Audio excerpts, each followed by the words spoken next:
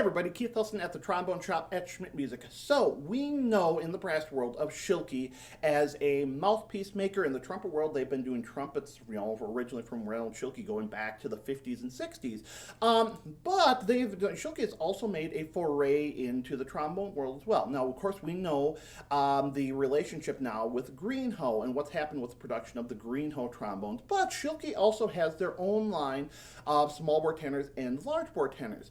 And of these Schilke trombones, I think the small bore tenors have gotten the most amount of attention. They started off with their ST30, which is a 500 bore small bore tenor, a little bit lighter setup. They had some comments from folks who wanted a little bit more body to the sound, so they came up with the ST31. So this is a still 500 bore horn, but a little bit more weight to it. So I'm going to take a play on this here so you can hear this in action, and then we're going to talk about it. I'm going to be playing today on a Bach 6.5 AL.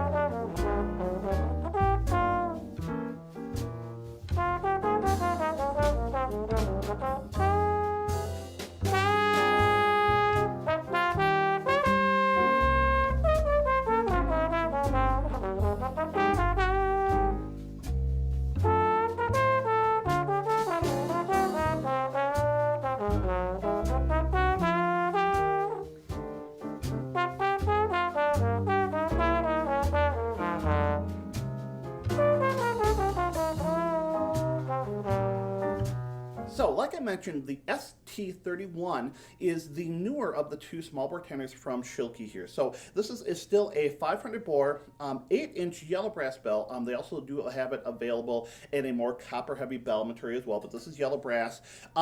Very common a hand slide setup, nickel silver outer tubes, yellow brass crook here. And again, one of the things that we found, or the Schilke found with the original ST30, is that people did want to have a little bit more heft to the sound, a little bit more projection. And so this definitely does have some of that. It feels like just a heavier gauge. It's a little more substantial. The feel right away actually reminds me a little bit of like a Bach versus like a King, where it does have a little bit different weight balance in the hand. The balance is fairly good. It is, I think, just a little bit front heavy, I think owing in large part to the bell, which again has a little bit more heft to it.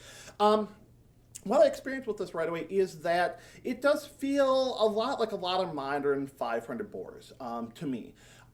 I'm a 508 player. I tend to find those horns to be more responsive in general. And this definitely has a little bit more of the 500 feel, where I feel like I'm pushing a little bit more with it. That really comes through, I think, at kind of soft to medium dynamics, piano to about mezzo forte, maybe even forte a little bit, where, I'm moving through, but there's just a little bit of airiness to the sound that I'm getting to it. And that's what I experienced with a lot of 500 bores, is that I'm trying to move this a little bit bigger air column through, and it's just not quite working for me personally. I do like it. I think it's, it's got some nice responsiveness to it. I like the upper range. I do think the upper range pushes a little bit, but again, I think that's a symptom of the 500 bore more than anything else. One of the things I really do like about it is that when you really lay into the sound, especially forte and above, it really clears up nicely, and it gets this really real nice clarity. It doesn't get overly bright. We know that on some especially lighter weight horns, when you start pushing the dynamic, it tends to get very bright and edgy very quickly. The switch kind of just flips there. With this, it's not so much. I felt like I could lay into it a little bit more and still maintain more of the chord sound. And frankly, I liked some of the response more, especially in the mid upper register above the staff. I liked it when I was pushing the dynamic a little bit more. So for me, I could see this kind of setup. Oftentimes I like to have a horn with a little bit more weight to it in, for example, a small group setting, because I feel like it darkens up. It gives me a little bit more core to it.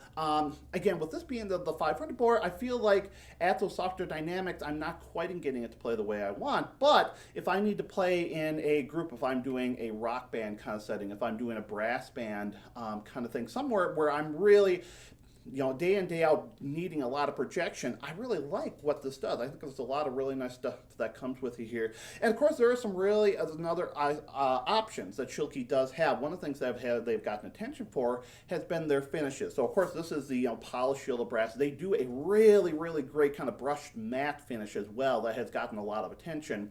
That's really nice as well.